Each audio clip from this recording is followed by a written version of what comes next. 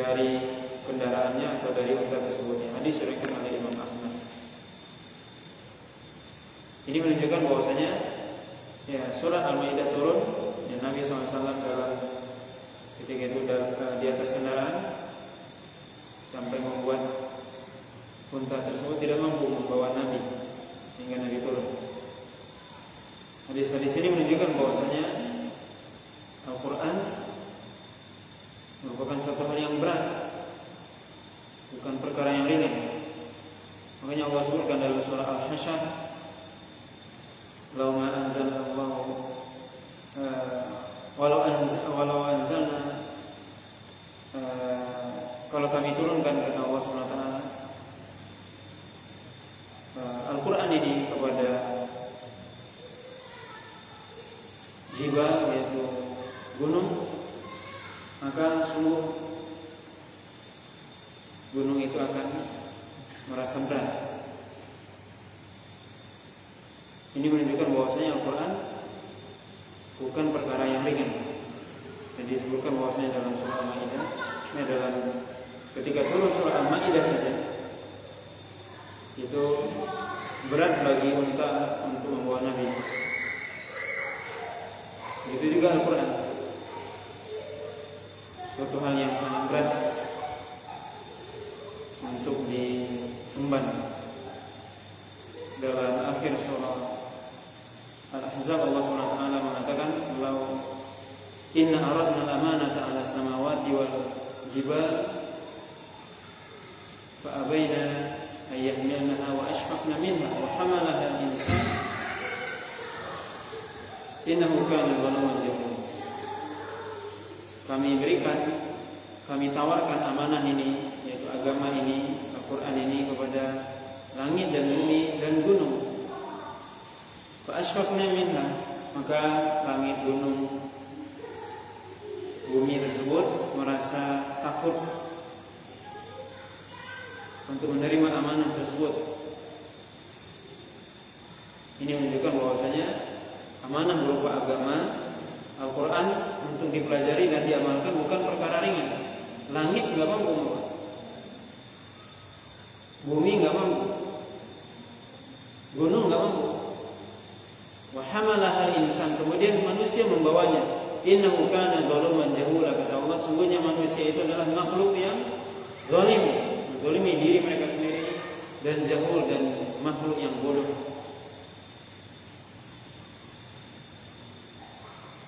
Ini menunjukkan kepada kita bahwasanya Al-Quran bukan perkara yang ringan, perkara yang berat. Allah katakan dalam surah Al-Muzammil, "Inna sanulqi 'alaika qawlan thaqila." Kami akan sampaikan kepada engkau perkataan yang berat, yaitu Al-Quran. Maka Al-Quran bukan perkara ringan, perkara yang berat. Bukan disebutkan dalam riwayat-riwayat tentang turunnya Al-Quran. Aisyah radhiyallahu taala menceritakan bahwa Nabi SAW kadang turun ayat kepada beliau ketika musim dingin, tapi ketika ayat itu turun maka berkeringat Rasulullah SAW. Itu ayat turun ketika musim dingin, tapi ketika turun Rasulullah SAW berkeringat. Ini menunjukkan Al-Quran bukan suatu hal yang ringan, tapi suatu hal yang berat. Maka makhluk yang lain seperti bumi, langit, gunung tidak mampu untuk membawa Al-Quran, yaitu untuk mengamalkannya, mempelajarinya, mengamalkannya. Maka tugas untuk membawa Al-Quran, yaitu mempelajarinya, mengamalkannya, adalah tugas yang sangat berat, bukan perkara yang ringan. Law anzalna hadzal Qur'an ala jabalin la ra'aitahu khashi'an mutasaddian min khasyatillah. Kalau seandainya kami turunkan Al-Quran ini kepada gunung, engkau akan melihat gunung itu takut, bahkan hancur. Kalau seandainya Al-Quran diturunkan kepada gunung, gunung hancur.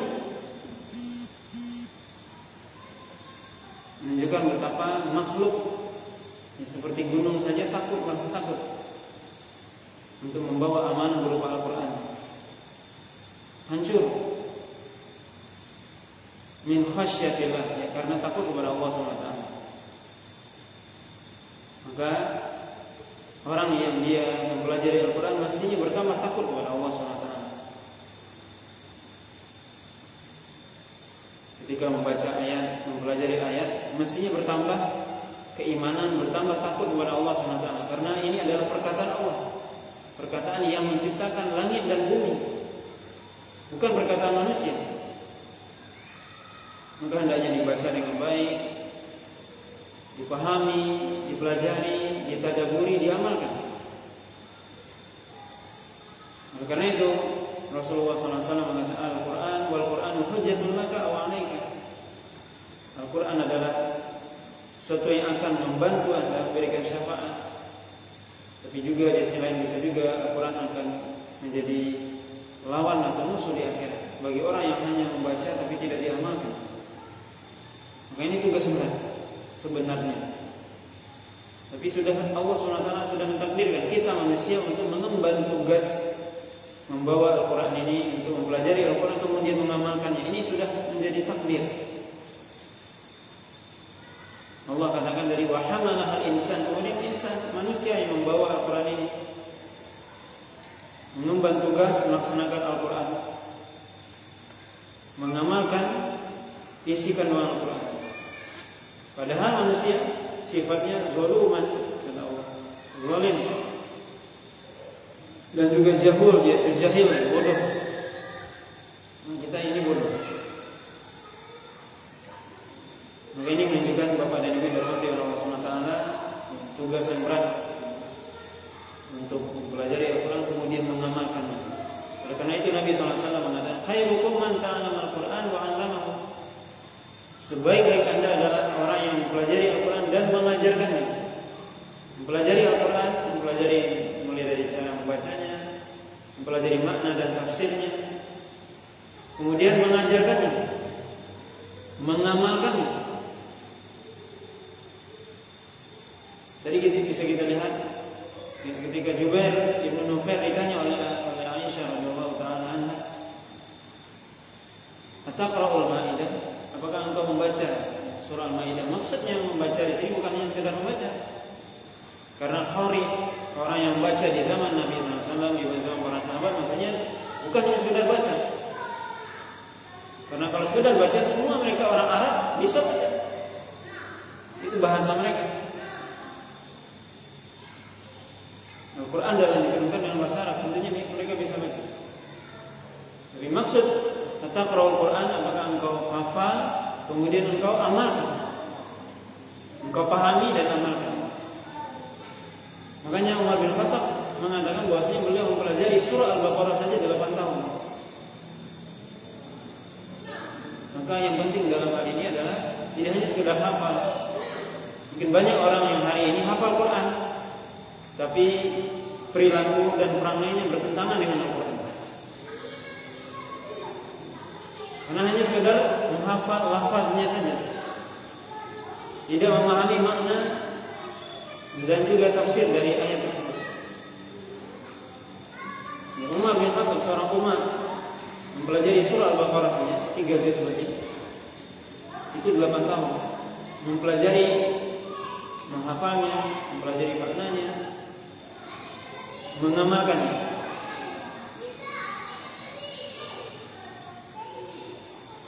Makanya Anas bin Malik mengatakan, "Kunna la nujawizu 10 ayatin hatta nata'allamaha wa nafhamaha wa na'mala biha." Kata Anas bin Malik, "Kunna, dulu kami di zaman Nabi sallallahu alaihi wasallam tidak lewat mempelajari 10 ayat kecuali kami hafalkan, kami pelajari maknanya, kami pahami, kemudian kami amalkan." Begitu. Maka Al-Quran bukan suatu hal yang ringan. Ya, seperti di zaman kita sekarang kita lihat begitu mudah ya, orang belajar Al-Quran. Ya bagus, tapi bukan hanya sekedar menghafal, mempelajari baca, tapi lebih dari itu adalah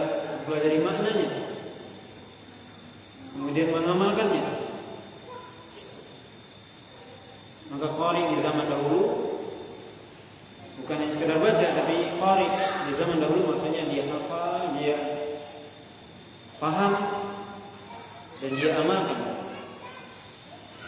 Itulah maksudnya di zaman Rasulullah, para sahabat, para tabi'in dan seterusnya. Maka ini Bapak dan Ibu yang dirahmati Allah Subhanahu wa taala, hadis-hadis ini menunjukkan atau memberikan pelajaran kepada kita agar kita termotivasi untuk belajar Al-Quran dengan sebenarnya, atau mempelajari Al-Quran sebagaimana para sahabat di zaman dahulu belajar. Bagaimana mereka belajar? Mempelajari tidak banyak-banyak, tapi dipelajari, dipahami dan diamalkan. Bapak dan Ibu yang dirahmati Allah Subhanahu wa taala, kemudian Allah Subhanahu wa taala berfirman dalam surah yang mulia ini, A'udzubillahi minasyaitonirrajim. Bismillahirrahmanirrahim. Ya ayyuhalladzina amanu awfu bil 'uqud. Uhillat lakum bahimatul an'ami illa ma yutla 'alaikum ghayra muhillis shayd wa antum hurum. Innallaha yahkumu ma yurid. Allah Subhanahu wa taala mengatakan, wahai orang beriman, ya ayyuhalladzina amanu awfu bil 'uqud. Awfu perintah. Itu tepatilah janji-janji Anda sekalian. Uhillat lakum bahimatul an'am. Dihalalkan bagi Anda sekalian hewan ternak. Illa ma yutla 'alaikum, kecuali apa yang akan dibacakan kepada engkau.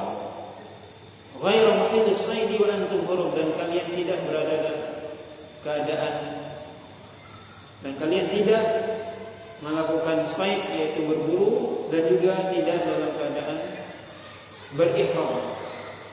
Innallaha yahkumu ma yurid. Sesungguhnya Allah SWT memberikan hukum, mentakdirkan, menentukan, memutuskan sesuai dengan apa yang Dia kehendaki. Bapak dan Ibu yang dirahmati Allah Subhanahu wa taala, dalam ayat pertama dalam ayat surah ini Allah Subhanahu wa taala memanggil orang-orang beriman. Ya ayyuhalladzina amanu, wahai orang-orang yang beriman. Itu orang yang beriman kepada Allah dan Rasul-Nya, beriman kepada Al-Quran. Allah katakan, Allah panggil. Jadi dipanggil orang beriman. Karena yang bisa melakukan Al-Quran atau yang bisa melaksanakan Al-Quran ini hanya orang beriman. Adapun orang tidak beriman tidak mampu untuk melaksanakannya. Allah katakan, aufu bil 'uqud. Tepatilah janji. Aufu bil 'uqud, yaitu tepatilah janji-janji kalian. Ini al-uqud artinya adalah janji. Dan sebutkan Abdullah bin Abbas mengatakan al-uqud yaitu al-uhud, yaitu artinya janji. Baik itu janji yang berkaitan dengan janji manusia kepada Allah SWT. Kita semua sudah berjanji kepada Allah SWT agar kita menyembah Allah SWT. Itu ketika kita di alam arwah, kemudian kita disaksikan oleh Allah SWT, disebutkan oleh Allah SWT dalam surah Al-A'raf, alastu bi rabbikum qalu bala syahidin. Allah mengatakan, bukankah aku adalah Tuhan kalian? Maka ruh tersebut mengatakan, ya, kami bersaksi. Maka seluruh manusia lahir dalam keadaan fitrah, lahir dalam fitrah artinya Islam, lahir dalam keadaan mereka mengenal Allah. Tapi nanti siapa yang merubah ketika sudah besar? Nabi SAW mengatakan, fa'abawahu ayyuhawwidanihi aw yunassiranihi aw yumajjisanihi. Kedua orang tuanya lah yang akan merubah dia menjadi Yahudi, Nasrani atau Majusi. Kata Nabi, kullu mauludin yuladu ala fitrah. Setiap manusia dalam keadaan fitrah. Fitrah artinya mengenal Allah dalam Islam. Fitrah untuk mengenal Sang Pencipta. Maka setiap kita sudah berjanji untuk menyembah Allah SWT, mentauhidkan Allah SWT. Ini janji untuk melaksanakan perintah Allah dan menjauhkan larangannya. Kata Allah, tepati janji. Itu janji kepada Allah yang pertama. Begitu juga janji kepada yang lainnya, yaitu ketika kita berjanji kepada sama manusia, ya tepati janji. Baik itu dalam perkara muamalah, jual beli dan sebagainya, maka tepati janji. Dan menepati janji ini adalah termasuk sifat orang beriman. Sebaliknya, orang yang tidak menepati janji termasuk sifat munafik. Rasulullah SAW mengatakan, ayatul munafik salah. Ayatul munafik salah. Idza haddatha kadzab, wa idza wa'ada akhlafa, wa idza tumina khana. Tanda orang munafik ada 3. Kalau berbicara dia dusta, kalau dia berjanji tidak dia tepati, kalau dia dipercaya dia berkhianat, tidak menjaga amanah yang diberikan kepadanya. Maka orang beriman menepati janji. Janji kepada Allah untuk melaksanakan perintah Allah dan menjauhkan larangannya, menunaikan hak Allah. Dan janji kepada manusia, memberikan hak mereka sesuai dengan apa yang kita janjikan. Kemudian Allah SWT mengatakan, "Wahillat lakum bahimatul an'am."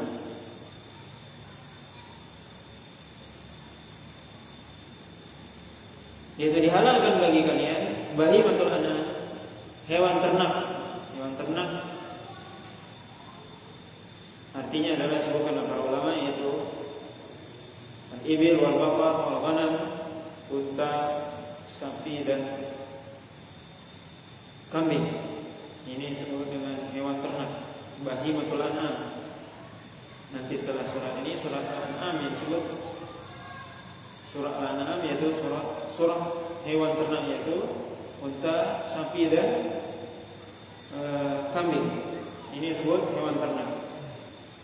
Allah SWT katakan, uhillat lakum. Langsung di awal surat langsung dijelaskan tentang yang dihalalkan ini. Banyak disebutkan surah Al-Maidah, itu surah yang dalamnya berkaitan dengan halal dan yang haram, yaitu berkaitan dengan hukum. Di awal ayat-ayat pertama Allah langsung sebutkan, uhillat lakum bahimatul an'am. Dihalalkan bagi kalian hewan ternak.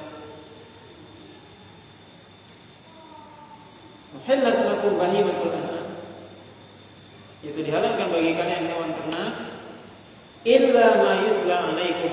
Illa ma yutla alaikum, yaitu kecuali yang akan dibacakan kepada kalian, yaitu beberapa ayat setelah ini.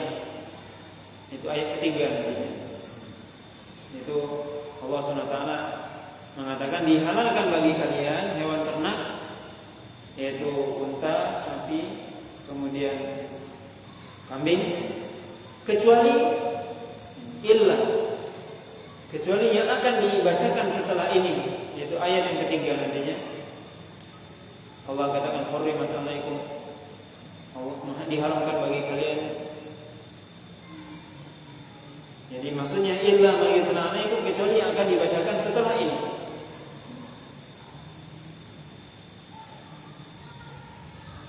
Ghairu muhillis shaidi wa antum hurum. Ghairu muhillis shaidi artinya yaitu di mana Anda tidak berada dalam keadaan muhillis shaidi artinya berburu, tidak dalam keadaan berburu.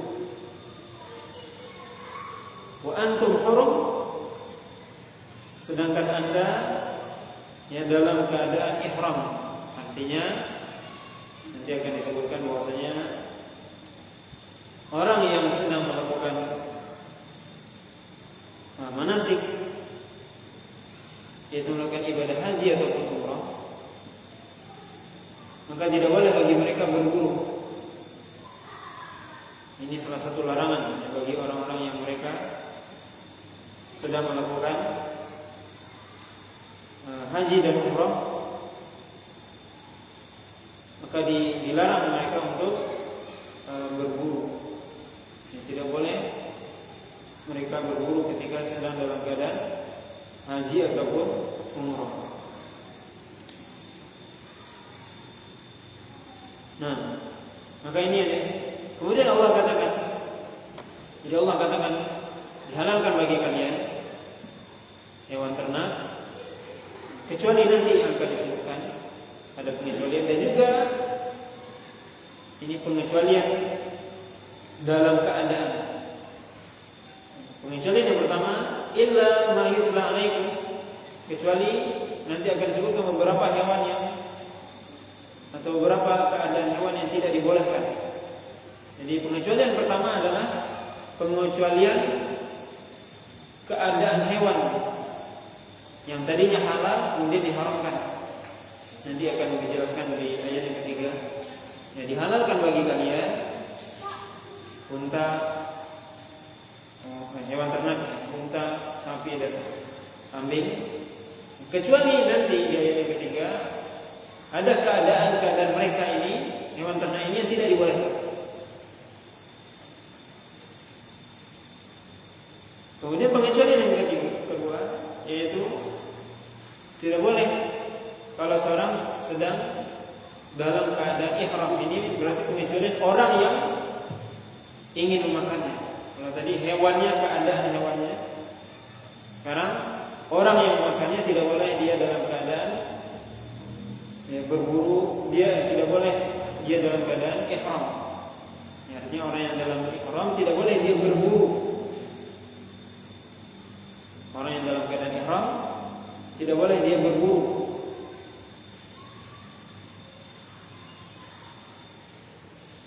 Ghairu muhillis shayd wa antum hurum.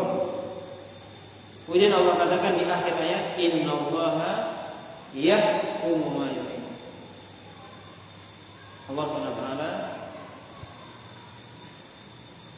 berhukum atau memutuskan perkara sesuai dengan kehendak Allah SWT. Apa maksudnya? Allah SWT ketika memutuskan yang halal dan yang haram, ini dihalalkan, ini diharamkan sesuai dengan kehendak Allah. Tidak ada yang mempengaruhi Allah sedikit pun, tidak ada yang mendikte Allah, tidak ada yang memaksa Allah SWT. Satu. Yang kedua, maksudnya adalah hukum Allah adil dan di dalamnya ada hikmah. Ketika Allah SWT menghalalkan yang ini, mengharamkan yang itu, ada hikmahnya, ada kebaikan. Maka disebutkan oleh para ulama, tidak ada yang dihalalkan kecuali di dalamnya ada kebaikan. Bahwasanya sesuatu yang dihalalkan menunjukkan itu baik dan di dalamnya ada kebaikan. Yang diharamkan itu adalah buruk dan di dalamnya mungkin banyak keburukan. Maka Allah SWT menghukumi, memutuskan perkara, mengatur ini halal, ini haram. Hukum Allah SWT adil, hukum Allah di dalamnya ada hikmah. Berbeda dengan manusia. Hukum manusia yang pertama tadi kita lihat dari sisi yang pertama, manusia bisa jadi dipengaruhi hukumnya oleh orang lain. Dia menghukumi tidak adil karena ada pengaruh kekerabatan misalnya, teman dan sebagainya. Atau dia menghukum karena terpaksa. Hukum Allah tidak seperti itu. Atau dari sisi yang kedua, hukum manusia yang kebanyakan tidak adil. Tidak ada di dalamnya. Ya, kadang dia berhukum mengikuti hawa nafsunya, keinginannya, tidak melihat ini ada manfaat atau mudarat. Berbeda dengan hukum Allah. Nah, ini maksud dengan innallaha yahkumu ma yurid. Allah SWT memutuskan sesuatu sesuai dengan kehendaknya.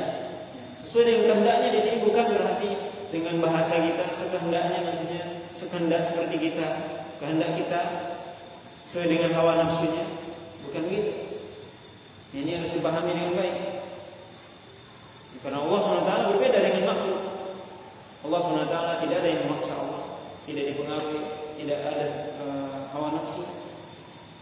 Berbeda dengan segala hukum manusia. Kalau dia memutuskan dengan kehendak dia, sesuai dengan hawa nafsu, atau sesuai dengan pesanan orang yang memaksa dia, atau orang yang memesan hukum. Tapi Allah SWT tidak ada yang memaksa Allah, tidak ada yang mempengaruhi Allah. Sekali lagi, hukum Allah di dalamnya ada kebaikan, di dalamnya ada hikmah. Itu mungkin tidak ada dalam hukum-hukum manusia. Maka iradah Allah SWT, itu kehendak Allah SWT berlaku kepada makhluk. Baik itu iradah kauniyah. Iradah kauniyah artinya sesuatu yang mesti terjadi, disukai oleh tidak atau tidak disukai oleh makhluk. Kalau Allah ingin menciptakan sesuatu dengan kehendaknya, maka akan berlaku iradah kauniyah yang mesti terjadi dan pasti terjadi kalau Allah SWT berkehendak. Ada yang kedua namanya iradah syariah, iradah yang sesuai dengan syariat Allah, yang kadang itu terjadi, kadang tidak, yaitu terhadap manusia itu sendiri. Ketika Allah SWT menginginkan keimanan, tidak semua orang yang beriman. Allah SWT menginginkan secara syar'i Islam kebaikan, tapi tidak semua orang yang masuk dalam Islam. Maka ini iradah syariah. Tapi iradah kauniyah, iradah yang berupa ketetapan, maka pasti terjadi. Karena Allah SWT tidak ada yang memaksanya, tidak ada yang mempengaruhinya. Allah SWT yahkum ma yurid. Yahkum, yang menghukumi, memutuskan segala sesuatu sesuai dengan keinginan Allah SWT dan sesuai dengan hikmah Allah SWT. Bapak dan Ibu dirahmati oleh Allah SWT, ini beberapa